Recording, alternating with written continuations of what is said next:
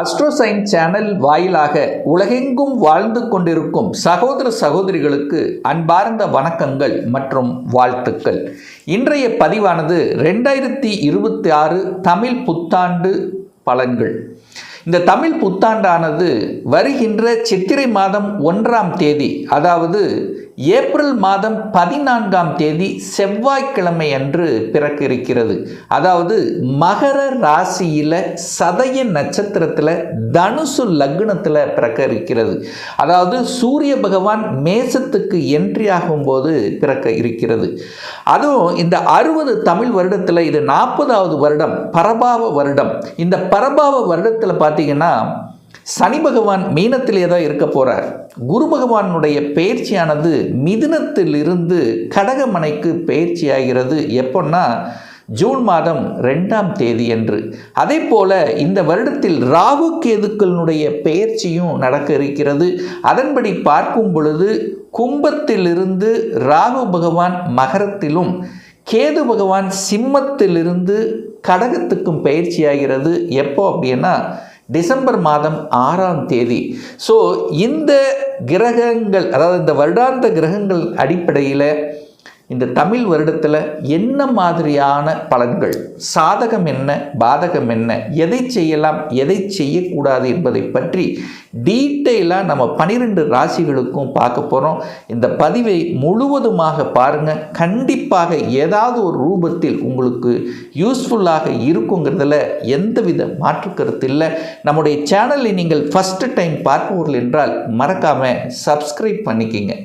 தனுசு ராசி அன்பர்களே, 2026 தமிழ் புத்தாண்டு எப்படி இருக்குது அப்படின்னு பார்க்கும் பொழுது, இந்த வருடத்தில் சனி பகவான் மீனமனையிலே தான் இருக்க போகிறார். சனி பகவான் எந்த பயிற்சியும் அடைய போவதில்லை. அதே சமயத்தில் குரு பயிற்சி நடக்குது. எப்போ நடக்குது அப்படின்னா ஜூன் மாதம் 2ஆம் தேதி குரு பயிற்சி. குரு பகவான் உச்ச பலம் அடைய போகிறார். அதே போல் ராகு கேது பயிற்சியும் இந்த டிசம்பர் மாதம், இந்த 2026 டிசம்பர் மாதம் 6ஆம் தேதி நடைபெற இருக்கிறது. அதன்படி பார்க்கும் பொழுது ராகு பகவான் கும்பத்திலிருந்து மகரத்துக்கும், கேது பகவான் சிம்மத்திலிருந்து கடகமனைக்கும் பயிற்சி ஆகுது. அப்போது இந்த 2 கிரகங்களினுடைய அந்த பெயர்ச்சி இந்த வருடம் கண்டிப்பாக இருக்குது. இதனால் இந்த தனுசு ராசி என்பவர்களுக்கு மாற்றத்தை தருமா, ஏற்றத்தை தருமா? ஸோ என்ன மாதிரியான தன்மைகள் இருக்க போகுது அப்படின்னு பார்க்கும் பொழுது, குரு பகவான் உச்சபலம், அந்த உச்சபலம் அடைந்து 4ஆம் இடமான சுகஸ்தானத்தை பார்க்குறார்.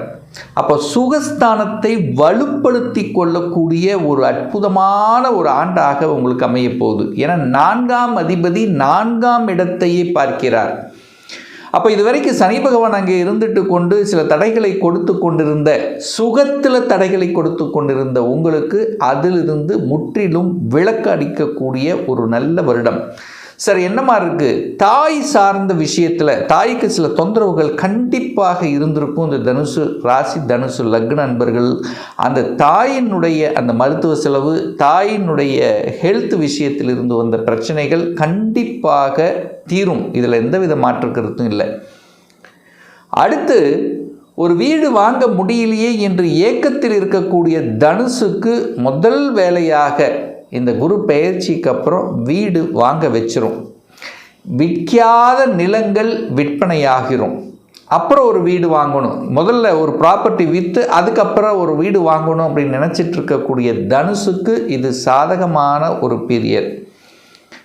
இது வரைக்கும் ஒரு வாடகை வீட்டில் தான் இருக்கிற, சொந்த வீடு அமையலையே என்று இருக்கக்கூடிய இந்த தனுசுக்கு சொந்த வீடு அமைந்துவிடும்.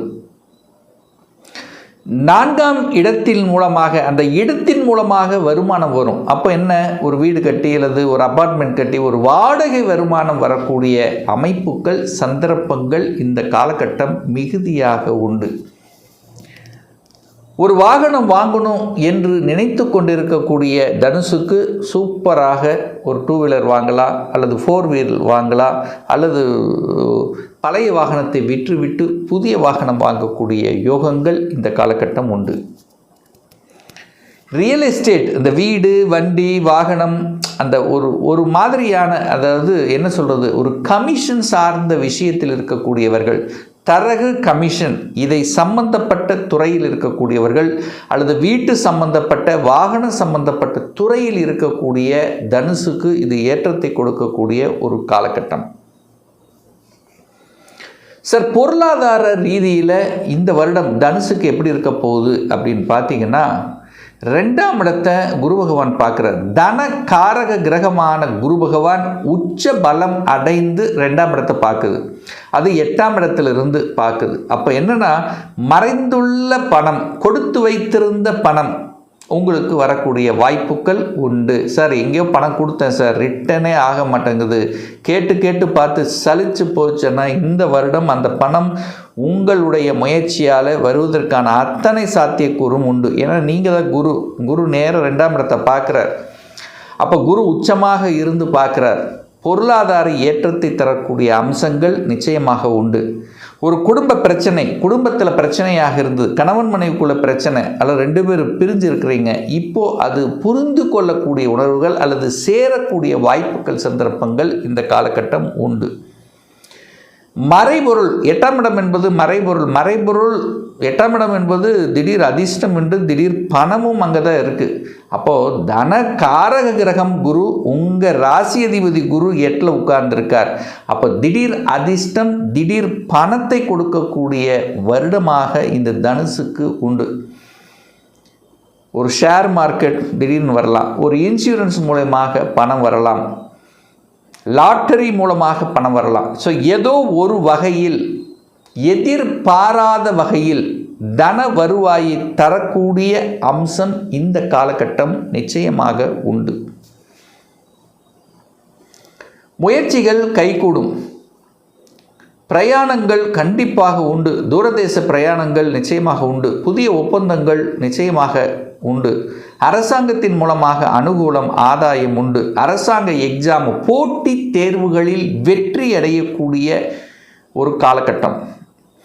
அதாவது ஒரு குரூப் 1 எக்ஸாம் எழுதணும், குரூப் 2 எழுதணும், பேங்க் எக்ஸாம் எழுதணும், ரயில்வேயில் எழுதணும். ஸோ இந்த மாதிரி இந்த கவர்மெண்ட், ஸ்டேட் சம்மந்தப்பட்ட, சென்ட்ரல் கவர்மெண்ட் சம்மந்தப்பட்ட எக்ஸாம் எழுதக்கூடிய தனுசு ராசி என்பவர்களுக்கு இது ஒரு பொன்னான வருடமாக உங்களுக்கு அமைய போகுது.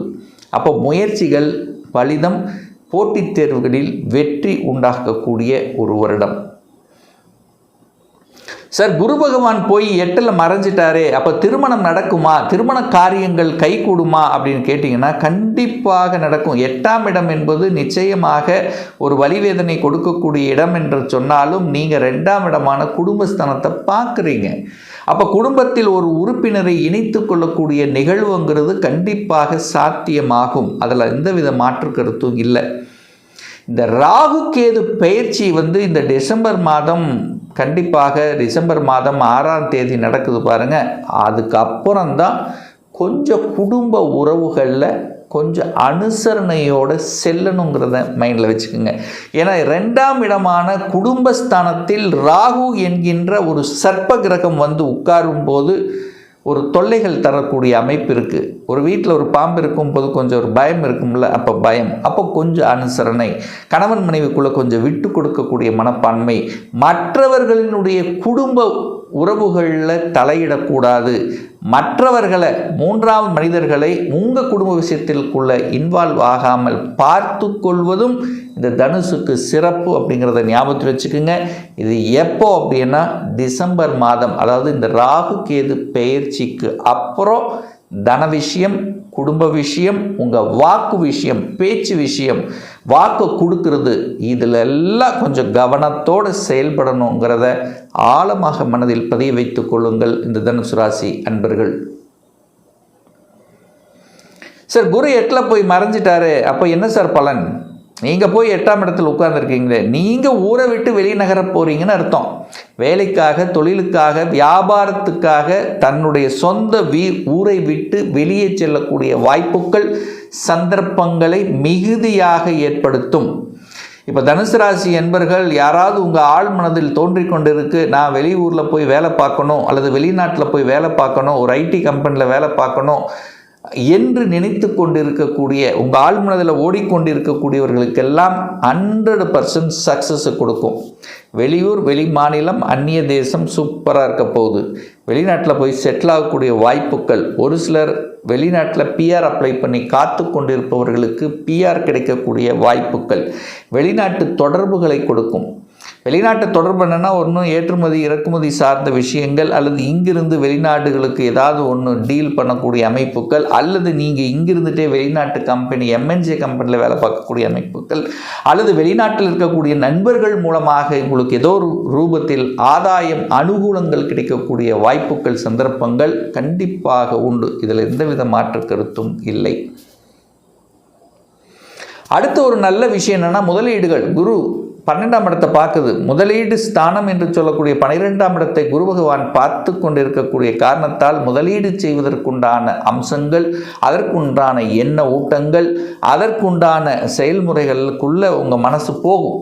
அப்போது ஒரு 10 வருஷத்துக்கு அப்புறம் நமக்கு ஒரு சேவிங்ஸ் வேணும் அப்படிங்கிறத இப்போவே நீங்கள் அதை பற்றி உணர்ந்து கொண்டு அதில் ஒரு இன்வெஸ்ட் பண்ணக்கூடிய அமைப்புகள், சந்தர்ப்பங்களை, அந்த எண்ண ஓட்டங்களை கொடுக்கக்கூடிய ஒரு வருடமாக இந்த தனுசுக்கு நிச்சயமாக அமையும். அடுத்து குழந்தை பாக்கியம் இந்த வருடம் கிடைக்குமா? குரு போய் 8ல் மறந்துட்டாரே. குரு உச்ச பலம், குரு வலிமையாக இருக்கிறது. 2ஆம் இடத்தை பார்க்குறார். அப்போ ஒரு உறுப்பினர் உங்கள் வீட்டுக்குள்ளே வரணும். ஒன்று திருமண பந்தத்தில் என்ட்ரி ஆகணும், இல்லை உங்களுடைய குழந்தை பாக்கியம் வரணும். ஸோ இதில் 2ல் ஏதாவது ஒன்று கண்டிப்பாக நடந்தே தீரும். அதே சமயத்தில் 8ஆம் இடத்தில் குரு 7க்கு 2 கணவன் மனைவி செட்டில் ஆகலை, அல்லது கணவனுடைய சொத்துக்கள் அல்லது மனைவியினுடைய சொத்துக்கள் உங்கள் கைக்கு வரக்கூடிய வாய்ப்புகள், சந்தர்ப்பங்கள் இந்த காலகட்டம் நிச்சயமாக உண்டு. அப்போது இந்த வருடம் கண்டிப்பாக தனுசுக்கு ஏற்றத்தை, முன்னேற்றத்தை கொடுக்கக்கூடிய, அதிர்ஷ்டத்தை கொடுக்கக்கூடிய ஒரு வருடமாக அமையுங்கிறதுல எந்தவித மாற்று கருத்தும் கிடையாது. இன்னும் ஒரு துல்லிய பலன் வேணும். உங்கள் ஜாதகத்தில் கிரகங்கள் எப்படி இருக்குது, என்ன மாதிரியான ஆதிபத்தியம் பெற்றிருக்கு, எந்த டிகிரியில் இருக்குது, இப்போ நடப்பு தசாபுத்தி அந்தரம் சூட்சமம் எப்படி இருக்குது என்பதை பொறுத்து இந்த 2026 சொந்த தொழில் செய்வதற்கான கொடுப்பினை இருக்கா? அப்படி இருக்கக்கூடிய பட்சத்தில் எப்போ நம்ம சொந்த தொழிலை ஆரம்பிக்கலாம்? இப்போ +2 முடிச்சிட்டேன், எந்த கோர்ஸ் எடுத்து படித்தா நம்முடைய ஃப்யூச்சர் நன்றாக இருக்கும்? திருமணம் தடைபட்டு கொண்டிருக்கு, எப்போ நமக்கு திருமணம் நடக்கும்? எப்போ ப்ரமோஷன் கிடைக்கும்? எப்போ இடமாற்றம் கிடைக்கும்? எப்போ நான் வீடு கட்டுவேன்? எப்போ குழந்தை பாக்கியம்? ஸோ இது போன்ற கேள்விகளுக்கு துல்லியமான பதிலை நம்மால் கூற முடியும். ஒரு பர்சனல் கன்சல்டேஷன் எடுத்துக்கணும், ஒரு சுய ஜாதகம் பார்க்கணும் என்று விருப்பப்படக்கூடிய அன்பர்கள் டிஸ்பிளே தெரியக்கூடிய நம்பருக்கு வாட்ஸ்அப் மூலியமாகவோ ஃபோன் கால் மூலியமாகவோ தொடர்பு கொண்டு நேரடியாகவோ அல்லது ஆன்லைன் மூலமாகவோ அப்பாயின்மெண்ட் பெற்றுக்கொண்டு கன்சல்டேஷன் எடுத்துக்கலாம். நம்முடைய அலுவலகம் கோயம்புத்தூரில் அமைந்துள்ளது. அதாவது கோயம்புத்தூரிலிருந்து மேட்டுப்பாளையம் செல்லும் வழியில் வெள்ளக்கிணர் பிரிவு அன்னபூர்ணா ஹோட்டலுக்கு அருகாமையில் அமைந்துள்ளது. பிரியர் அப்பாயின்மெண்ட் வாங்கிட்டு நேரடியாக கன்சல்டேஷன் எடுத்துக்கலாம். நிச்சயமாக இந்த பதிவு ஏதாவது ஒரு ரூபத்தில் உங்களுக்கு யூஸ்ஃபுல்லாக இருக்குங்கிறதுல எந்தவித மாற்று கருத்தும் கிடையாது.